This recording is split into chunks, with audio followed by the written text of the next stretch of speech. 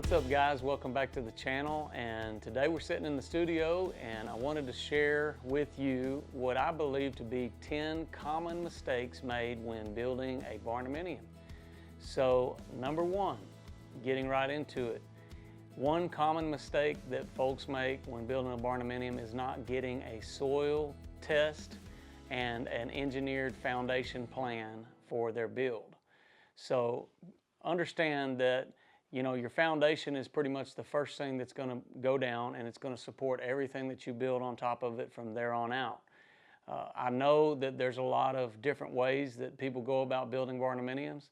So a lot of times if you're working with, say, somebody who's a metal erector or somebody who builds metal buildings, they think, well, it's not important to have all of this extra concrete or grade beams, things like that in your foundation. But they couldn't be more wrong, because by the time you get this beautiful home built on the inside, you're going to need that support for many years to come. So that's a common mistake that folks make when building a barndominium. Number one is not having soil test and an engineered foundation. Okay, so number two is overlooking wall systems and flashing around windows and doors. So this is something that we early on have excluded certain steps. Again, if you're working with metal erector or somebody who comes and just builds a building, and then that has been in the past kind of a 1-2 punch, get your metal building finished and then come in and start framing the inside. And we've eliminated some steps so that we can have a better wall system, so that we can flash better around our windows and our doors. So another thing that is a misconception in this classification of error is people assume that the spray foam is going to seal the windows and the doors and all of the other penetrations that are going through the wall. So this is a common mistake, because what can happen is if you don't have firm fastening around doors and windows, that insulation can push out around those windows, causing the insulation to move some of the seal around the windows, which causes you problems over time. And then also, not having just a good airtight seal before you start insulating. Okay, so number three is underestimating eave height and pitch for 2-story options. So this is something that if you're not sure about where you need to start on the gable sides, so you can obtain enough space to achieve the second floor space up on the ceiling area. So a couple key tips here: when you have a metal structure being built, you're going to have a main frame. We use I-beams, so those I-beams will run at a gable, and those will be spaced every 20 foot. So if you don't take in consideration that you'll have your eave purlins, and that's got about 8 inches, and then you have your, say, 12-inch beam under that, which is another. So total, you might have a 20-inch loss at certain points, and you want to make sure you're going to have clearance for your second floor areas. So keep that in mind. Also, you need to know whether or not your eave height is starting above the Z-purlin or below. So this is something that you need to pay attention to as well. So this is a common mistake you can make when underestimating what your ceiling height is going to be on the inside. Also, in that mindset is between floor space. Some people say, oh, well, we're just going to do the minimum, which is 12 inches. But keep in mind, you got to get all of your HVAC ductwork, things like that, through that space. So we like to use a 16-inch open web trusses, so it allows you plenty of maneuverability as you're going through the interstitial space. Number four, a common mistake that is made is not using overhangs over the roof areas as well as over your doorways and windows. So if you think about it, when you walk out in the rain and it's pouring down rain, you're probably going to want to have an umbrella. Well, those doors and windows feel the same way. So it's just better for the long life of that window or door, because it's just a seal that's holding it together, and you want to keep that as tight as possible. But sometimes, it's being battered with wind and rain and things like that. So keep in mind, this would be a great idea if you don't want to have leaks, go ahead and try to get those covered and have some protection. So number 5, when building a barndominium, common mistakes is a lot of times folks try to draw their own plan. So there's a lot of issues with layout and design. So it might be just as simple as you just put a powder bath in and you should have done a full bath. This is something that you really want to think through on the front end, because it might help your resale in the end. And so this is something that it's better to do now than later when you're doing your design and layout. Also, I recommend that you get a professional to design your home, because they're going to see things, catch things, and understand things about how flow works through that home better than you will, since it'd be the first time you drew your plan. I understand you might save yourself a little bit of money, but at the end of the day, it'd be better to spend a few dollars and have a design that works.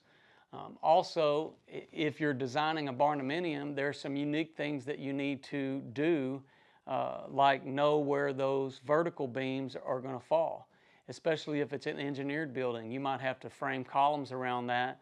There's certain manufacturers that have tapered columns, so that's going to intrude as an obstruction into your main living space. So these are all factors that can affect you in the long run. If you have a window that was planning to go in that spot, you need to plan ahead and know where all the main structure for the metal structure is going to go. Number 6 is getting an interim construction loan for the life of the project. So this is something that even if you have the cash that you want, a lot of people are gung-ho, they got some cash, they're ready to build their home. But I recommend go ahead and get that interim construction loan so you can have all the checks and balances all along the way that protects you. Number one, your bank might know the contractor and they might say, hey, we don't think that's a good idea to work with that person. So there's a couple things like that that could protect you along the way, as well as even if you had the cash at the end and you added something along the way, it will protect you and you'll be able to finish your project. So this is something that has more value than you think, but don't skip that process, and I recommend you would do that. Okay, so number 7 is underestimating size and budget. So, you really need to work hard on understanding exactly the space that you're going to need. Try to think 5 years down the road or more, and then also resellability. Be thinking about all these kind of things when you're trying to choose your layout, and you want to have a good functional space for long term, and then also something that you can afford. So this is something that I would recommend you take a little bit of time to consider your cost and what you're willing to put into such a project. Okay, so number 8 is using die-formed ridge panels along the top of your roof lines. So this is something that I recommend using, a closed ridge cap that goes over top of metal panels if that's the rooftop that you're using on your build. So primarily because if you have, say, an open ridge, and even though you have closures, water can still blow up in there, especially if you have a 612 pitch or higher. There's more turbulent winds that will be much stronger and can cause your roof to leak. And in the thought process that if it's steeper, then the water's going to flow off faster, but at a certain pitch, you get actually a little more turbulent wind. So keep that in mind. I recommend using a die-formed peak sheets all the way across the ridge. So number 9, another big common mistake that is made when building a barndominium is not enough insulation, or not enough of the right type of insulation in the right spot. So don't underestimate how much insulation you need. On, say, a barndominium where you're spraying insulation foam to the metal panels, I recommend that you do use the closed cell anywhere that you're spraying against the metal, because metal will condensate. So just as an added protection, go ahead and use the closed cell. It's more dense, and it also adds rigid and strength to your product as well. So like in our case, we use the zip wall systems on the exterior walls. So those will get open cell, but on the roof lines and all of the roof areas, because it's all metal and open structure up there, we will use the closed cell foam. about 1 inch to 1.5 inches. We'll spray it first, and then we come back over top of that with the open cell just to kind of fill the space, so to add that extra R factor. Again, when you're insulating, just don't underestimate what you need, and then also say around bathroom walls, things like that. Think now during your project instead of later, because it's more costly to come back and try to improve those efficiencies. So it's better to have a good plan on the front end. Okay, so number 10, last but not least, is hiring a turnkey barndominium builder. And you know, this obviously proves value and worth to having a builder, but we feel like this is most important. Obviously, we are one of those, but at the end of the day, you got to understand that rather than you having just a one-hit wonder job for hiring a subcontractor, they're going to much more look to earn the business and to do the most good working with a general contractor, because they know there's going to be more and more and more and more work to come from it. So there's a lot of other advantages as well, and it also will help prevent a lot of these other common mistakes, because a barndominium builder is going to realize that there's a lot of things to look out for when building a barndominium. So I hope this has helped you guys in learning more about some of the pitfalls and places that you can get in trouble when building a barndominium.